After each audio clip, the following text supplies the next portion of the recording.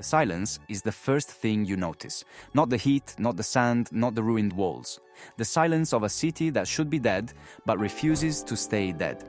This is Ubar, the Bedouin city your textbooks said never existed.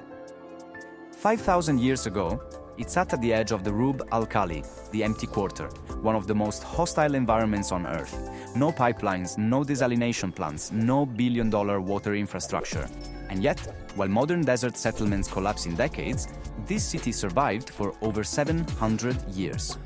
You have walked through the ghost of that failure. Maybe it was a suburb in Arizona that lost its water allocation. Maybe it was a town in California that ran out of groundwater. The pattern is the same. We spent more, we engineered more, we built taller walls and deeper pumps, and the desert still won. But Ubar won for centuries. And the secret was not technology. It was something we erased from our understanding of how cities work. If that question stays with you, subscribe. You are now on the trail of a design principle that was erased from modern planning. Drop the word you suspect in the comments: stone, gravity, community, something else. I want to see where your forensic instincts point. The official story says that modern desert planning is the pinnacle of human achievement. We build cities in the sand using concrete, steel, and computer-modeled hydrology. We drill wells 1,000 meters deep. We lay pipelines across entire continents.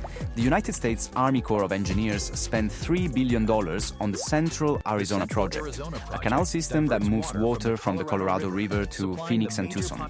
It was supposed to be the future of desert civilization. But the United States Geological Survey reports that the Colorado River is drying up.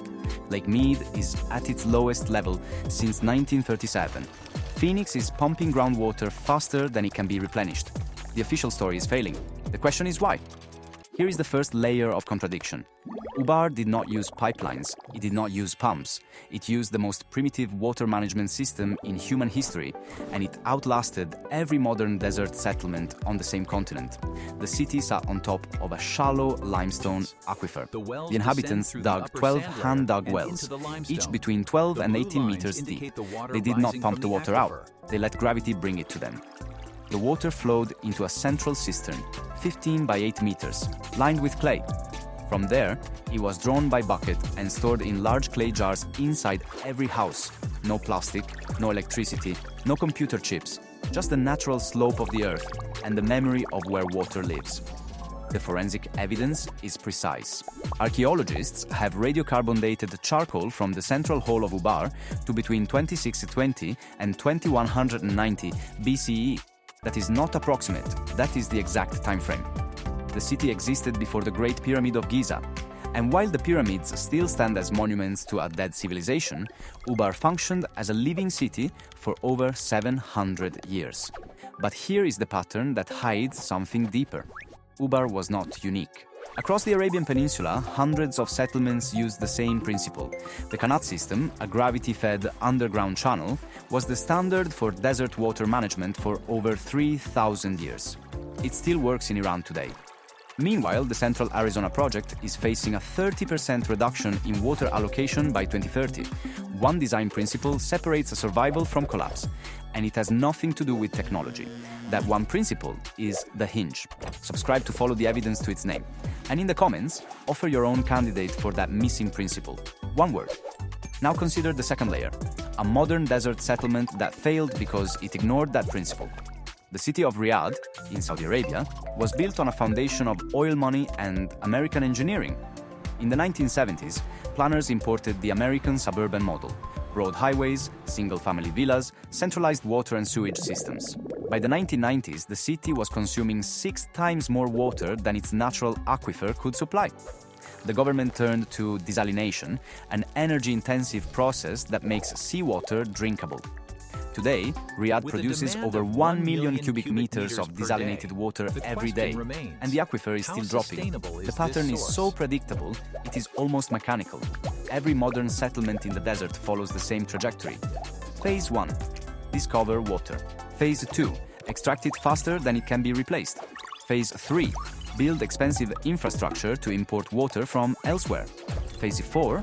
Watch the infrastructure fail as the source dries up. Phase 5. Abandon the settlement. But here is the part the textbooks skip. The ancient builders did not just build differently, they measured differently. They optimized for a variable modern planners erased from our models. That variable is community resilience. Ubar was not designed by engineers working from a central plan. It was designed by generations of Bedouin who understood that water is not a commodity. Water is the structure of social life. The wells were not private property. They were community managed. The cistern was not a storage tank. It was a gathering place, a social anchor, a reason to stay together. Modern desert planning treats water as a technical problem to be solved by engineers. The ancient Bedouin treated it as a social contract that kept the community alive. The convergence point is devastating. Both Ubar and modern desert settlements faced exactly the same problem: how to extract water from a finite aquifer in an environment with almost no rainfall. The ancient solution was not better technology, it was better human organization. The community managed the resource collectively, respected its limits, and designed the city around the water, not the other way around. Modern settlements do the opposite. They design the city first, then find the water later. They extract until the aquifer is empty, then build pipelines to import water from someone else's desert. They treat water as a resource to be exploited rather than a relationship to be maintained. Which side does your city choose? Subscribe to stay with this investigation.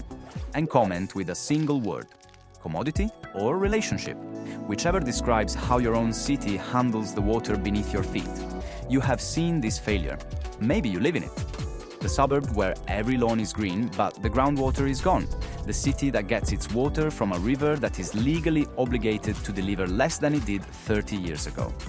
The town where the wells are deeper and the water tastes worse. You know the feeling of walking through a place that is fighting a losing battle against a natural system it refuses to respect.